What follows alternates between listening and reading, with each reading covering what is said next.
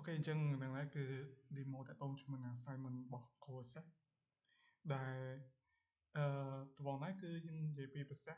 đại thời demo có chân cái chân nó nó cứ miên data bảy bị meta này meta nó phải đại dân ba input form được có tên này trong này hỏi phải đại dân input tên này trong này hỏi data thằng nó cứ vi do mình ban store data chân data thằng nó cứ vi đừng store được nó theo bỏ mình đi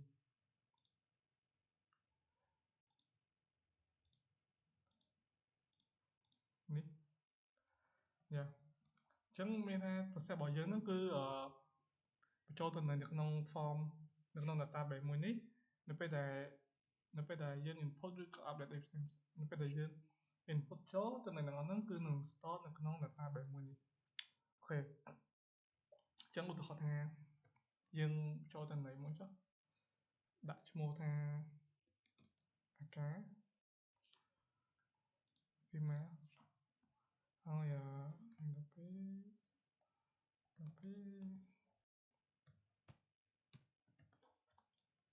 đi bằng bệnh viện sang đây là làm mồi cho and design cho nên bây giờ dân input tới từ này nó cứ đừng cho nó theo bỏ mình đi thì chứ nó bây define ra bỏ nó rồi cái cho nên mà cái từ này nó cứ cho nó theo bỏ mình đi yeah. Chẳng update đi cái này update thì chẳng update theo bỏ mình đi tôi đặt mail với cái cho nên bây giờ dân cho một refresh theo bỏ mình đi cứ viên đừng update ở dân auto đôi cho nên bây giờ update này ok giờ chẳng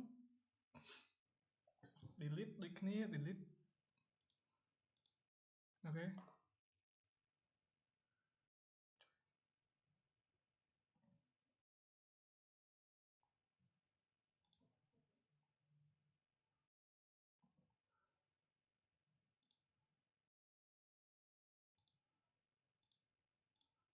thì chẳng bây giờ dân refresh tới cứ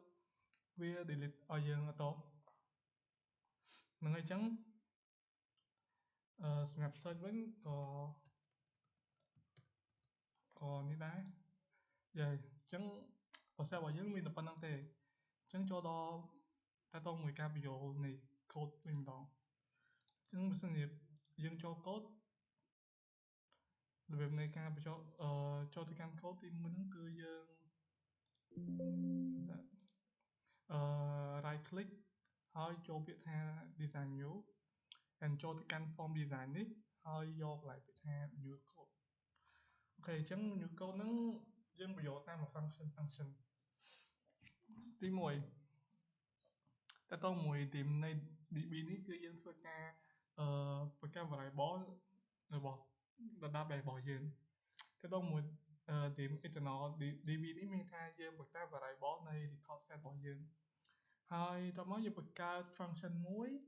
ដែល get internal database មួយហ្នឹងមានថាយើងច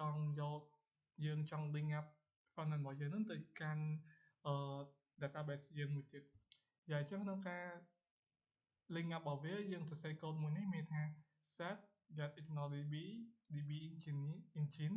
open database របស់យើងមកដែលវានៅក្នុង path មួយណានៃ computer របស់យើងឬក៏ path មួយណាដែលយើងបង្កើត file backend មួយហ្នឹង yeah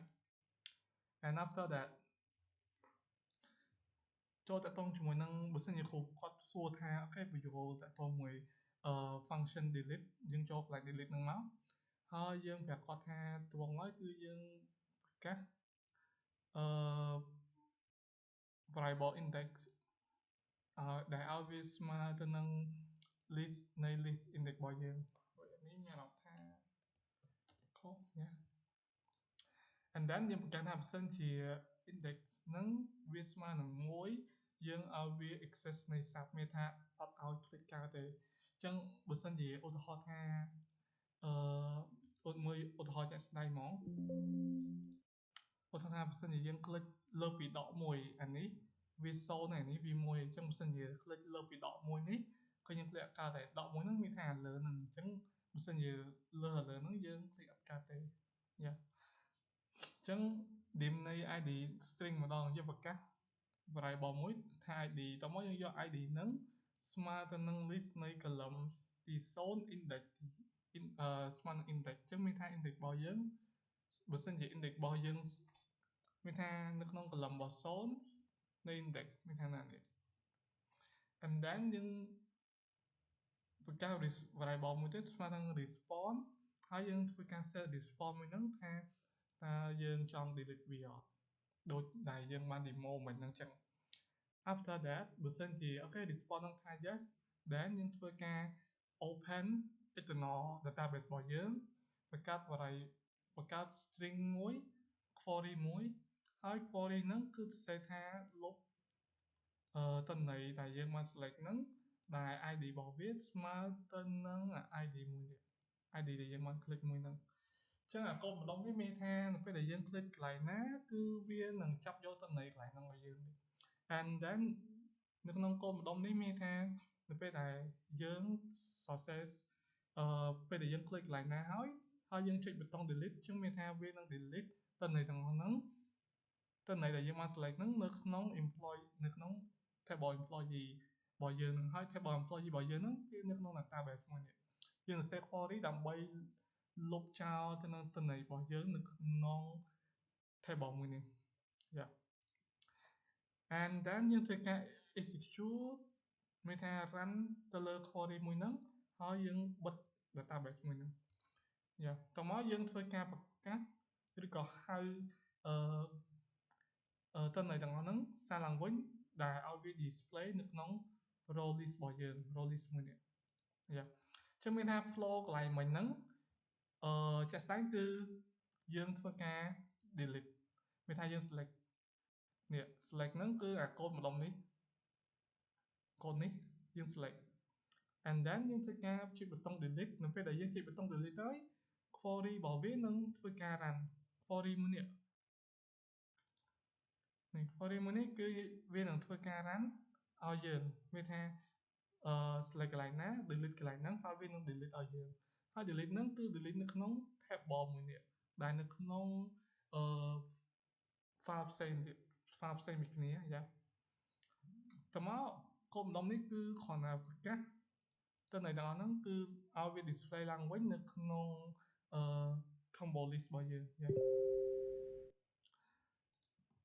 អូខេអញ្ចឹងនឹងតកតងមួយកូដដែលតកតងជាមួយទៅនឹង delete function ហើយតមកអាកូដម្ដុំនេះមានថាយើង clear តន័យដែលយើងបានសរសេរនៅលើtext box របស់យើងមួយនេះយ៉ាអូខេអញ្ចឹងចូលមកដល់ add វិញចូលមកដល់ add គឺស្រួលមែនតើទីមួយយើង set internal database នេះមានថាយើងបើកទៅនឹង database នៅខាងក្រៅរបស់យើង backend របស់យើងតមកយើងបង្កើត variable id string របស់យើង name gender hiring date season ឬក៏ salary ដូចទៅនឹងអ្វីដែលយើងបាន set ហ្នឹងតមកបង្កើតវាឲ្យវាឲ្យ variable ទាំងអស់ហ្នឹងគឺស្មើទៅនឹងតម្លៃរបស់ text box របស់យើងដែលយើងបាន set នេះឲ្យវាស្មើនឹងរបស់ទាំងអស់នេះ value ហ្នឹងថ្មនៅពេលដែលវាស្មើវាចាប់យកតម្លៃហើយវា store តម្លៃនៅក្នុង variable មួយហ្នឹងហើយយើងធ្វើការបង្កើត variable មួយដែលវាជា string ឬក៏យើងហៅថាជា query SQL របស់យើងហ្នឹងដើម្បីធ្វើការសរសេរ script input តម្លៃទាំងអស់ហ្នឹងចូលទៅក្នុង database មួយនេះយ៉ាអញ្ចឹងនៅពេលដែលយើងចូលយើង insert តំណែងទាំងអស់ហ្នឹងចូលហើយយើងធ្វើការ execute database មួយហ្នឹងហើយយើងបិទ database មួយហ្នឹង and then យើងធ្វើការហៅតម្លៃទាំងអស់ហ្នឹងគឺក្នុង table combo list របស់យើងសាំងមិញlist box របស់យើងសាំងមិញចាហើយតោះមកយើងធ្វើការ clear ធម្មតាចូលដល់ update វិញ update គឺវាស្រដៀងទៅនឹងadd ដែរបង្កើត variable ថ្មីយក variable ទាំងអស់ហ្នឹង store ដើម្បីវាស្មើនឹងតម្លៃរបស់ text box របស់យើងតោះមកធ្វើការ and then ធ្វើការប្រកាស response message មួយដែលយើងសួរបញ្ជាក់ពី user របស់យើងថាគាត់ចង់ delete មែនអត់បើសិនជាគាត់ថាអូខេគាត់ចង់ delete មែន ចឹងយើងធ្វើការបង្កើត variable and then បង្កើត ID មួយ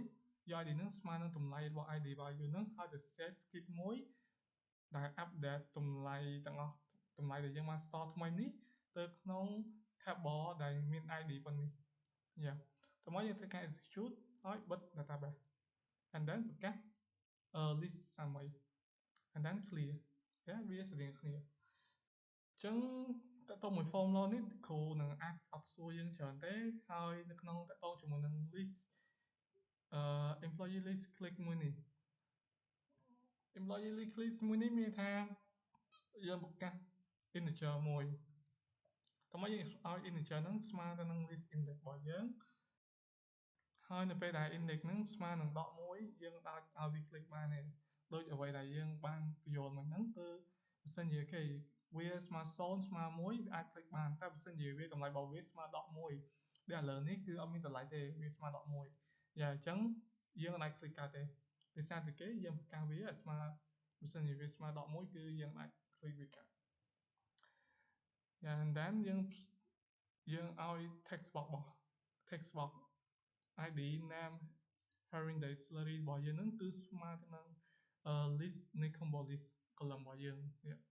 ស្មើណានេះ and then យើងអានេះ select វាធម្មតាទេហើយដាក់លក្ខខណ្ឌនេះធម្មតាដែរហើយទៅតងជាមួយនឹង search ដំបូងយើងធ្វើការបើកទៅនឹង external database ដើម្បីយើង set ក្នុងការបើក external database មានការបើក database backend របស់យើងនេះ and then យើងធ្វើការសរសេរ query មួយឬក៏ប្រកាស query search ហ្នឹងដែលប្រើជាមួយនឹង skip មួយនេះ select everything from database មួយនេះ and then យើងដាក់លក្ខខណ្ឌមួយទៅបើសិនបើ employee ID របស់យើងហ្នឹងស្មើនឹងតម្លៃនៃ text box របស់យើងនៃតម្លៃនៃ text search របស់យើងហ្នឹងអញ្ចឹងមានថានៅពេលដែលយើងសរសេរអីមួយនៅលើនេះអញ្ចឹងតម្លៃហ្នឹងវានឹងចាប់ហើយវាយកតម្លៃហ្នឹងគឺ compare ទៅនឹងទិន្នន័យដែលមាននៅក្នុង database របស់យើងបើសិនជាវាមានទៅវាមានដូចគ្នាអូខេតម្លៃរបស់វាហ្នឹងគឺនឹង pop up មកដែលនេះអញ្ចឹងតែបើសិនជាវាអូខេtext របស់យើង search អត់មានទេគេអញ្ចឹងគឺវានឹង load ថា no អត់មានទេវាអត់ display ទេអញ្ចឹងវីដេអូយកពី code និង process របស់ assignment ហ្នឹងក៏មានតែប៉ុណ្្នឹងទេ